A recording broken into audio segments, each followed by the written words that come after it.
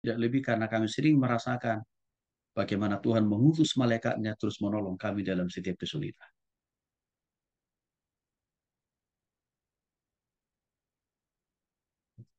Para malaikat juga ditugasi oleh Tuhan untuk memproteksi.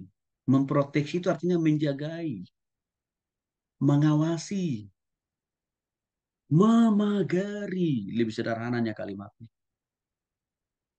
Kita orang percaya secara fisik. Dan ini pernah dialami oleh Rasul Paulus.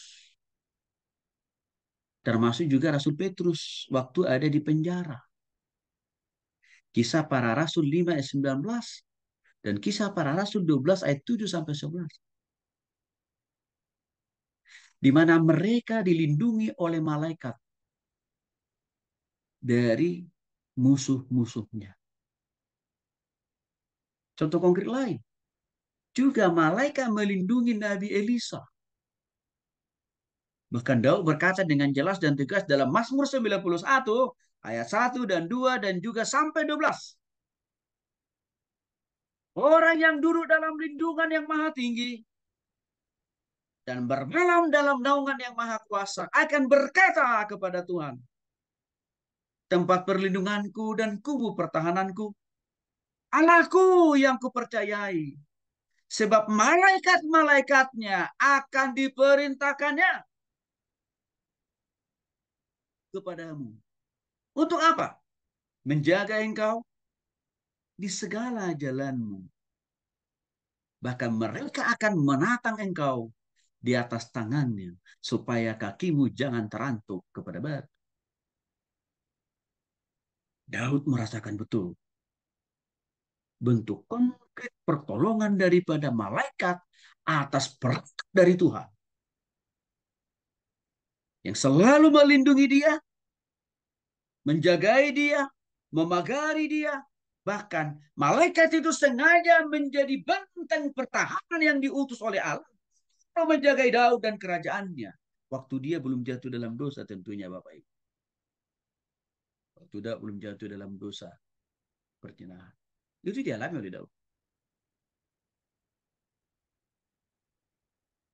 Penjagaan malaikat itu begitu total. Begitu sempurna. Begitu detail. Waktu Daud hidup dalam ketaatan kepada Tuhan. Dan Daud juga merasakan ya bagaimana malaikat itu menatang. Menatang itu artinya Bapak Ibu dalam bahasa sederhananya ya. Menjagai, ya, membimbing, dan juga menatang itu artinya juga menolong. Ibarat contohnya begini Bapak Ibu. Ya, kalau kita jatuh, tidak sampai tergeletak. Sebab Tuhan menopang tangannya. Artinya apa? Malaikat itu seringkali dipakai Tuhan. Ya, waktu kita mengalami pergumulan, tidak sampai jatuh tergeletak. Itu yang dimaksud dengan arti kata menatang. Jadi istilahnya malaikat itu menjadi bantalan yang empuk lah, kira-kira begitu. Menghalangi supaya kita tidak sampai jatuh ambruk, kira-kira begitu. Dan itu dirasakan oleh Daud waktu dia masih taat sama Tuhan. Sehingga dikatakan, supaya kakimu jangan sampai terantuk kepada batu. Supaya kita tidak sampai jatuh tergeletak. Bapak Ibu dikasih oleh Tuhan Kristus. Ini tanpa kita sadari selama ini seringkali juga Tuhan mengutus malaikatnya. Melindungi kita. Supaya kita terhindar dari berbagai mara bahaya.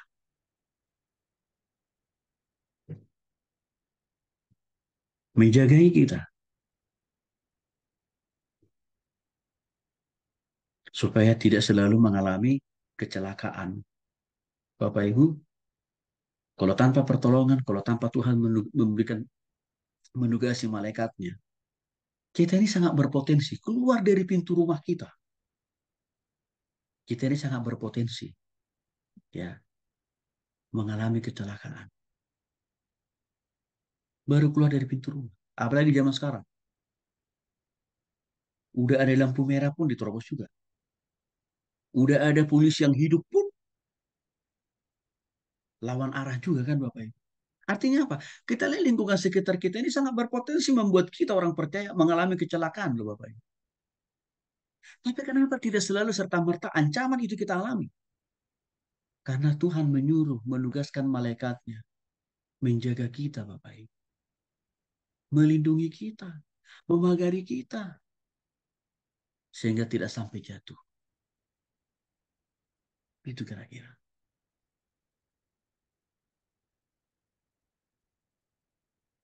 Maka Bapak Ibu dikasih oleh Tuhan Kristus seperti yang singgung tadi. Bukisnya rumahnya kebakaran. Tapi di situ malaikat juga turun tangan untuk menghindarkan mereka untuk cepat-cepat keluar dari rumah itu kan gitu. Itu contoh. Nah, cuma kan kita nggak bisa melihat memang secara fisik. Karena malaikat itu nggak suka pamer dia. Waktu turun tangan menolong kita. Nggak suka pamer dengan menunjukkan fisiknya nggak selalu. Tapi disitulah kita penting mempelajari tentang doktrin al-malaikat ini sebenarnya. Supaya kita makin belajar bersyukur sama Tuhan. Betapa Tuhan itu sangat baik. Berkali-kali lipat proteksi, penjagaan yang Tuhan berikan kepada kita pagi siang malam dimanapun dalam keadaan apa. Ya, CCTV kita pasang di seluruh pojok ruangan di rumah kita itu tidak langsung menjamin rumah kita tidak dibobol maling. Enggak, Bapak Ibu. Karena kenyataannya apa? Pemerintah banyak memasang CCTV di mana-mana sekarang. Tapi toh juga tingkat kriminalitas tidak turun-turun juga. Ya kan? Tingkat kejahatan tidak langsung juga zong nol. Enggak. Tetap aja berlangsung. Tetap aja makin bertambah-tambah. Artinya apa? CCTV dunia ini terbatas. Tapi CCTV Tuhan, saya katakan dari malaikat di sini, sangat tidak terbatas. Dia bisa menghindarkan kita dari berbagai mara bahaya. Bisa. Nah ini harus kita pahami. Karena malaikat juga memelihara orang-orang percaya secara fisik. Contoh, malaikat membawa makanan bagi Elia. Waktu itu dia sudah kelaparan. Bahkan bukan hanya kelaparan, sudah letih dan lesu. Karena dia sudah tidak makan berhari-hari. Bapak Ibu, pernahkah kita sadari Tuhan seringkali mengutus malaikatnya. Lalu malaikatnya membimbing orang lain, memerintahkan orang lain menjadi saluran berkat atas kita. Saya kasih contoh. Kalau Bapak Ibu para pengusaha, ini saya bukakan nih. Bapak Ibu para pengusaha, misalkan Bapak Ibu jual apalah gitu. Tanpa Bapak Ibu sadari, seringkali malaikat mengutus pribadi-pribadi atau kelompok organisasi untuk datang menghampiri toko tempat usaha Bapak Ibu. Untuk apa? Menjadi saluran berkat akhirnya mereka membeli produk Bapak Ibu. Itu juga bisa menjadi salah satu cara kerjanya malaikat.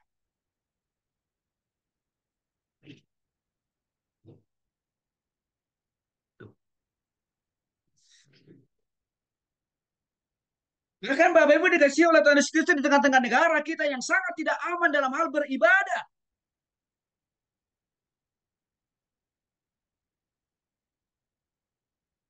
Kalau bukan tanpa campur tangan Tuhan yang mengutus malaikat-malaikatnya, kita bisa beribadah dengan tenang, dengan tentram.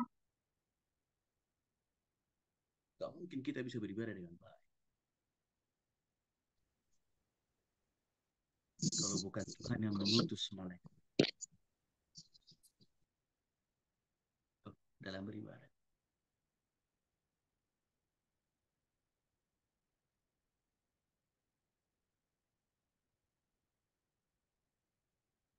Itu pun malaikat diutus Tuhan. Negara kita ini sudah terlalu banyak hukum yang diproduk. Terlalu banyak hukum yang diproduk Bapak Ibu, yang dibuat. Tidak otomatis juga banyaknya peraturan itu membuat kita aman di negeri ini. Enggak, tetap aja ketidaknyamanan itu dialami oleh kita orang-orang yang tidak percaya. Tapi kenapa kita bisa tetap merasakan penyertaan, pemeliharaan, dan keamanan dari Tuhan? Karena Tuhan itu semalam. Lagi-lagi 25 tahun Bapak Ibu kami merasakan betul Tuhan sering memakai malaikatnya mengutus orang-orang percaya menjadi saluran berkat dalam mendukung pelayanan kami. Di samping Tuhan juga bisa bekerja langsung lewat Roh Kudus. Kalian merasakan.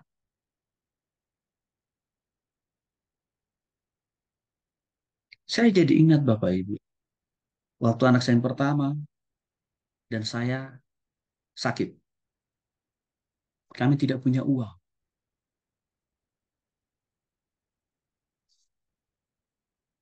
Nggak punya uang kami.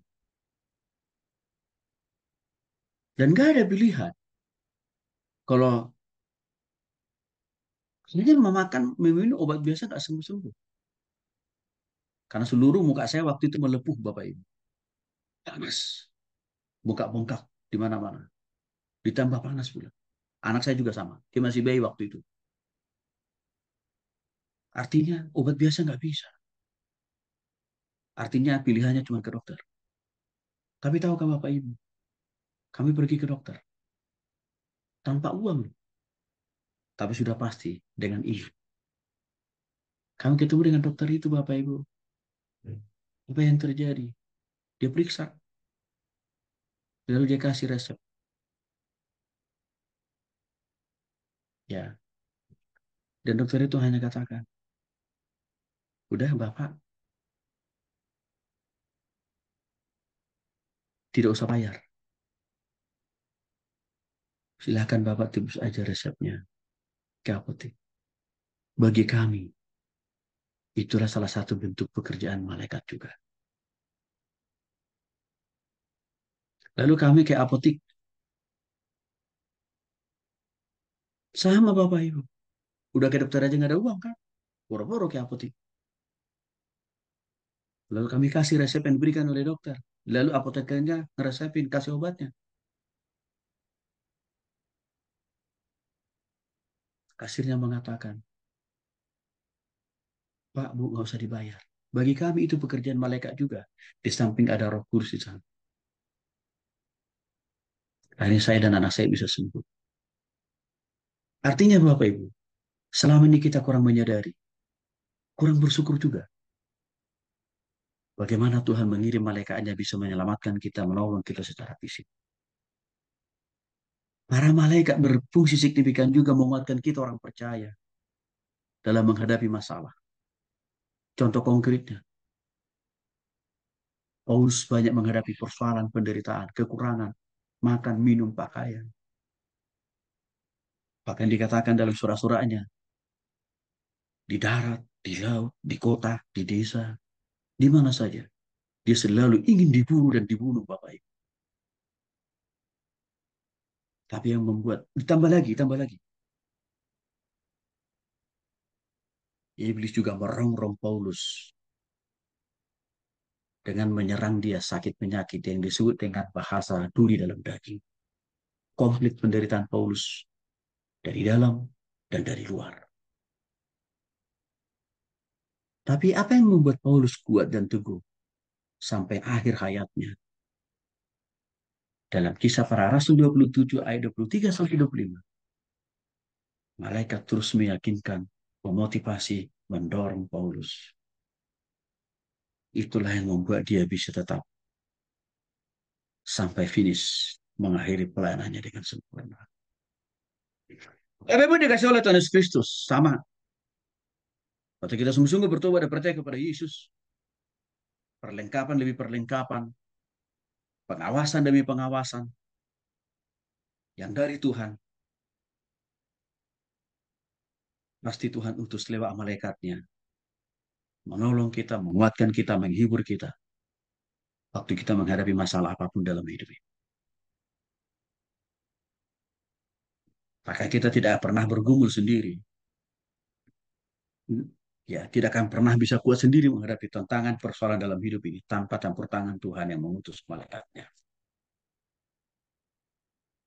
Bapak Ibu dikasih oleh Yesus Kristus juga malaikat memberikan petunjuk kepada orang percaya. Dia mau melayani di mana dan memulainya bagaimana, serta bagaimana proses melakukan pelayanan itu tahap demi tahap. Mari kita ambil contoh. Waktu malaikat memimpin Filipus untuk bersaksi kepada orang Ethiopia di Kisah Para Rasul 8 ayat 26. Sebelum Cornelius ketemu dengan orang Ethiopia, malaikat sudah mengatur, sudah merancang perjumpaan dan pertemuan antara Cornelius dengan Petrus.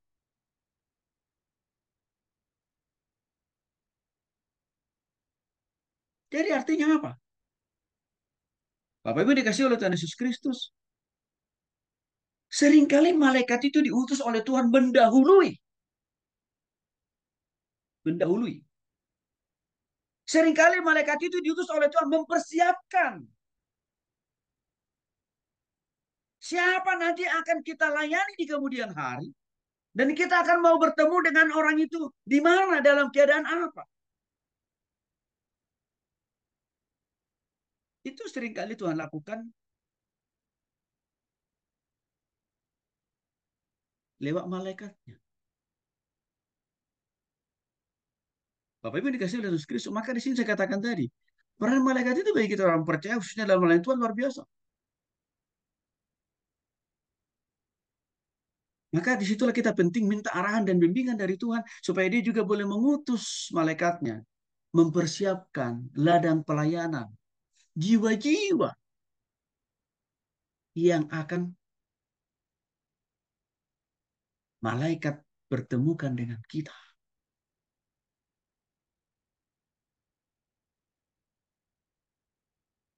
Bapak Ibu dikasih oleh Yesus Kristus. Dalam pelayanan seringkali kita berpikir ya, apa yang terlihat, disinilah saya cocok memulai pelayanan. Tapi seringkali bukan di tempat itu Tuhan mau kita melayani, tapi di tempat yang lain. Ini saya alami juga. Ya, waktu saya memulai pelayanan di kalangan para mahasiswa, bapak-bapak, bapak ibu, saya berpikir, kebetulan rumah saya itu kan dekat kampus-kampus di daerah Bandung. Maka pikiran saya pertama, pastilah, nih kampus ini cocok untuk saya layani, karena dekat, pulang pergi ke rumah, itu pikiran saya. Tapi tahukah bapak ibu, Tuhan bilang, enggak. Bagaimana caranya tahu bahwa Tuhan bilang bukan di kampus itu dulu? Waktu saya masuk ke kampus itu, tidak ada satu orang pun yang saya dekati. Saya dekati loh bapak ibu. Saya injili untuk mau merespon. Gak ada. Kali-kali saya bolak-balik ke kampus itu. Tapi akhirnya saya sejenak berdiam diri dan berdoa di hadapan Tuhan. Tuhan, kalau memang bukan di kampus ini, kampus yang mana ya Tuhan? Lalu Tuhan ingatkan, arahkan saya, kampus yang sana. Lalu saya bergumul lagi di hati dan pikiran saya sama Tuhan. Tapi Tuhan, jauh dari rumah Tuhan. Tapi Tuhan yakinkan saya, ke sana. Waktu saya menuruti arahan Tuhan. Walaupun tadi nama kampus itu lebih jauh Bapak Ibu ya, dibanding daripada kampus yang pertama. Apa yang terjadi? Benar. Waktu saya datang ke kampus yang lebih jauh, itu jaraknya dengan rumah saya. Tuhan siapkan jiwa-jiwa. Di mana waktu saya datang ke kampus itu ketemu dengan orang per orang, mereka langsung responsif. Mereka langsung terbuka. Mereka langsung bertanya, bahkan mereka meminta, Bang Tony, Pak Tony, mau nggak Pak Tony bimbing kami, bina kami. Begitu loh Bapak Ibu. Artinya apa?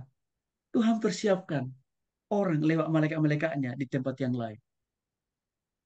Dan tidak beberapa tahun kemudian, barulah Tuhan bilang, Tom, sekarang, waktumu kampus yang dekat rumahmu, kamu layani. Barulah setelah beberapa tahun kemudian Bapak Ibu, saya datang ke kampus yang dekat rumah saya. Betul Tuhan bukakan. Dan Tuhan siapkan di sana malaikat, bersiapkan orang-orang. Peran malaikat itu sangat berarti. mengarahkan dan membimbing kita melakukan sesuatu, mengerjakan sesuatu termasuk juga dalam melayani itu.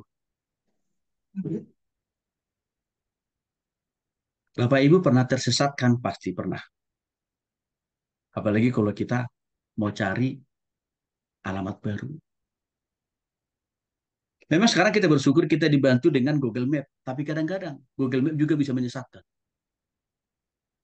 Contoh, Google Map itu kan hanya seringkali Google Map itu memberikan jalan pintas, tapi Google Map tidak memberikan ukuran. Apakah jalan pintas yang mau kita telusuri itu bisa muat mobil atau tidak? Itu nggak pernah dikonfirmasi Google Map. Yang penting jalan pintas. Maka banyak orang yang terjebak sampai masuk jurang. Bapak Ibu, kami kalau mau mulai, kalau kita pergi ke suatu tempat yang baru, kami belum pernah ke sana. Saya selalu katakan sama istri sama anak saya, jangan percaya total sama Google Map. Karena kenapa? Google Map juga ada kelemahannya. Contoh konkretnya, dia tidak bisa mengkonfirmasi ukuran jalan yang akan kita tempuh bisa muat mobil atau tidak. Yang penting lebih cepat. Maka saya bilang hanya Tuhan yang pantas dan layak kita percaya total. Maka Bapak Ibu, seringkali saya berdoa. Kami berdoa, Tuhan pimpin dan arahkan kami menelusuri jalan yang Tuhan mau. Dan bahkan kadang-kadang Bapak Ibu, Google Map udah bilang ke kiri, saya lawan ke kanan. Lalu istri saya, anak saya tanya, kita Google Map-nya ke kiri, ke kanan, saya bilang. Apa yang terjadi Bapak Ibu? Jalan yang saya pilih ke kanan, benar. Itulah yang benar.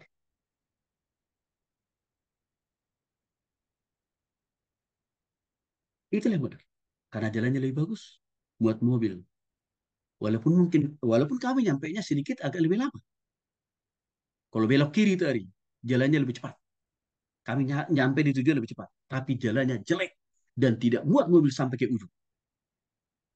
Bapak Ibu, saya sering kali melihat pertolongan Tuhan dengan mengutus malaikatnya membimbing kami dalam menelusuri setiap jalan-jalan yang kami belum pernah tahu. Saya yakin Bapak Ibu pernah alami itu, cuman belum melihat bahwa di situ ada malaikat yang Tuhan utus. Kan malaikat juga berfungsi untuk mengkonfirmasi, untuk memberitahu jawaban dari sebuah doa Bapak Ibu. Hari ini sangat terlihat dengan jelas adanya relasi antara doa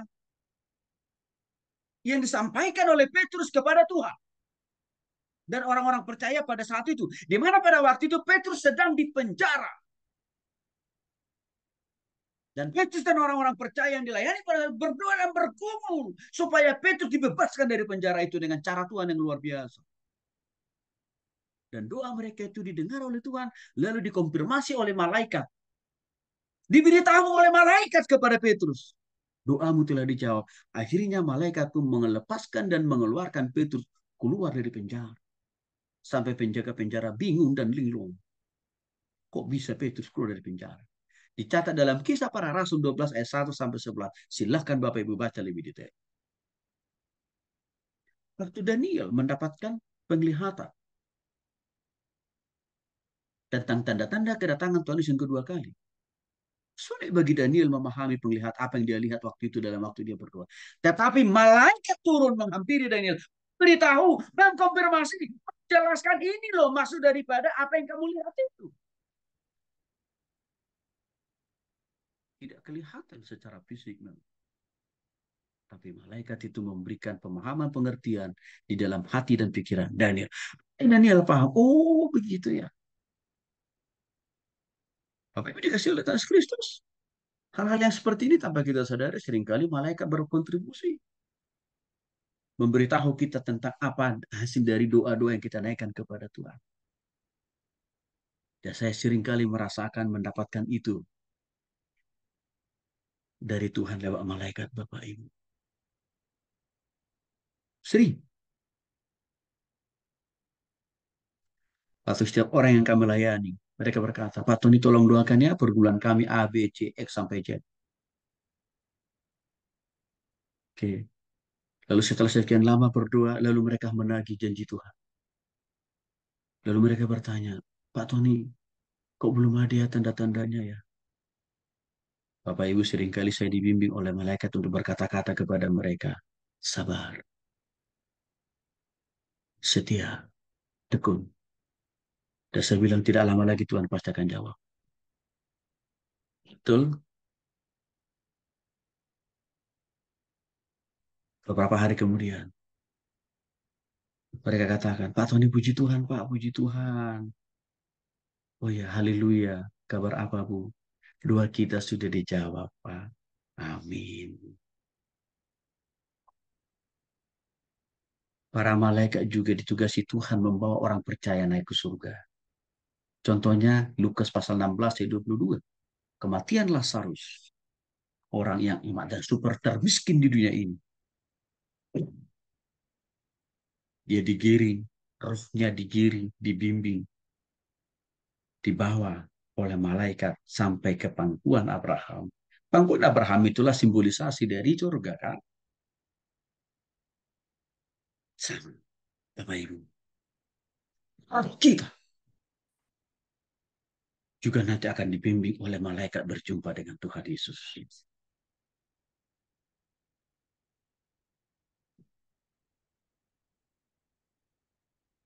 Waktu seseorang mengalami kematian, maka detik itu juga malaikat memisahkan roh kita dari tubuh kita yang fana ini.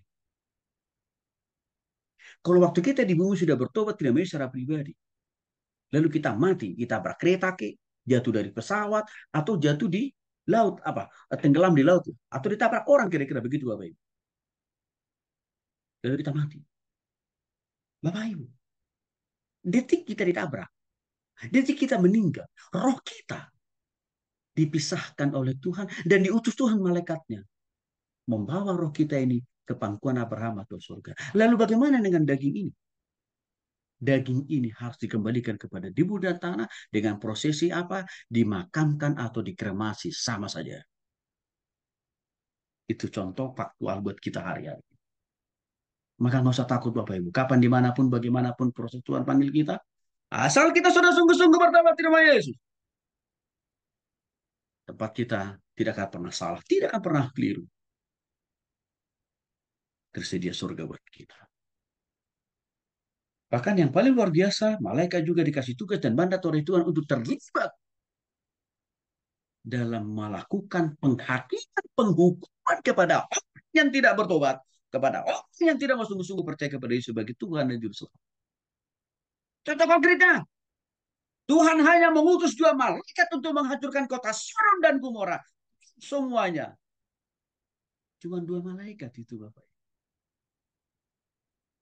Itu dicatat dalam Kejadian pasal 19 ayat 12 sampai 13. Artinya Bapak Ibu, kalau kita lihat dunia ini makin dipenuhi orang-orang berdosa, orang-orang bertobat. Kalau kita lihat sekarang kekristenan, orang-orang percaya makin dihimpit. Mungkin ditekan-tekan. Jangan khawatir, jangan takut. Akan tiba saatnya Tuhan mengutus malaikat-malaikatnya untuk membereskan mereka semua. Lalu membela, menyelamatkan kita orang percaya.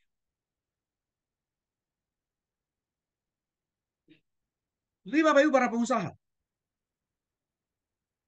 Itu ada kompetitor Bapak Ibu mau menghancurkan usaha dan bisnis Bapak Ibu. Dengan berbagai cara apapun ala dunia ini.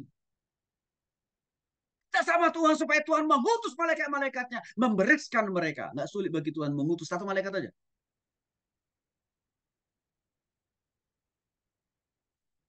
Nggak sulit.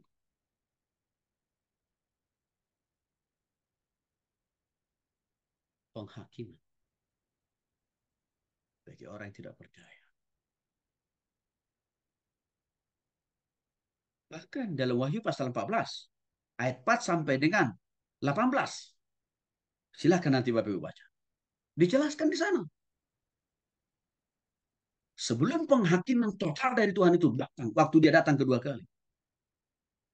Malaikat-malaikat surgawi sebenarnya juga sudah diutus Tuhan. Secara pelan-pelan dan pasti. Memberitahukan kepada orang-orang di dunia ini. Jangan keraskan hatimu. Bertobat, bertobat, bertobat. Tapi kalau mereka mengeraskan hati, ya sudah. Malaikat pun juga akan membereskan mereka, menghabisi mereka seperti Tuhan, seperti dua malaikat menghabisi orang-orang di.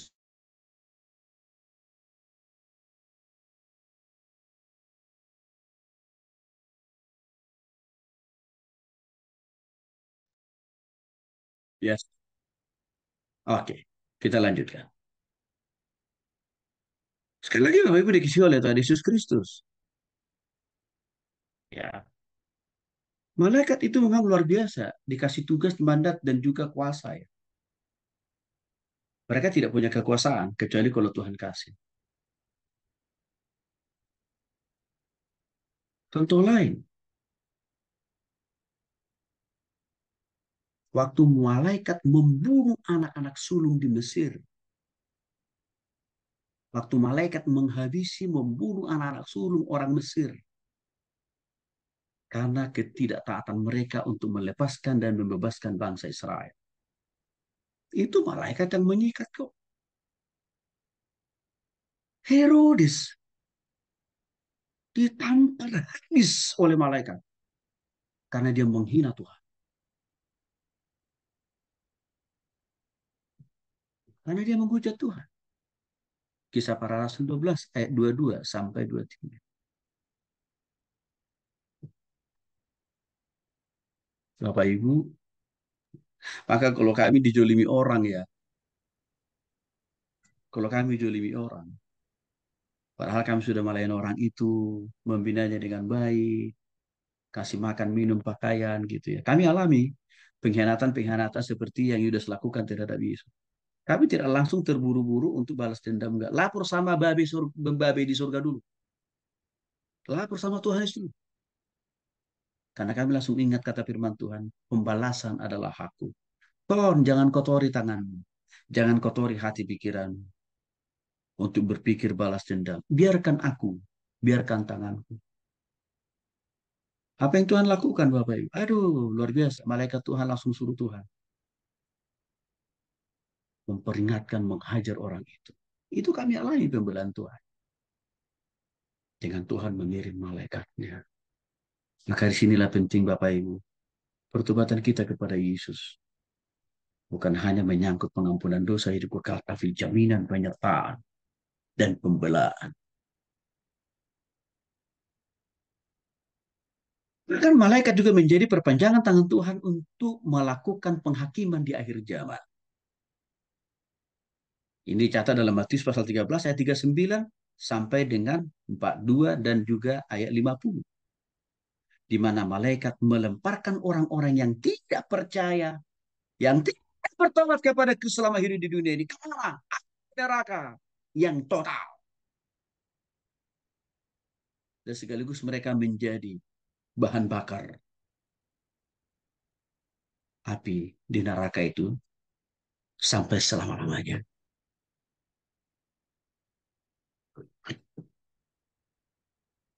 Artinya semakin total lah penghakiman bagi orang-orang yang belum percaya, bagi orang-orang yang belum bertobat di dunia ini. Dan itu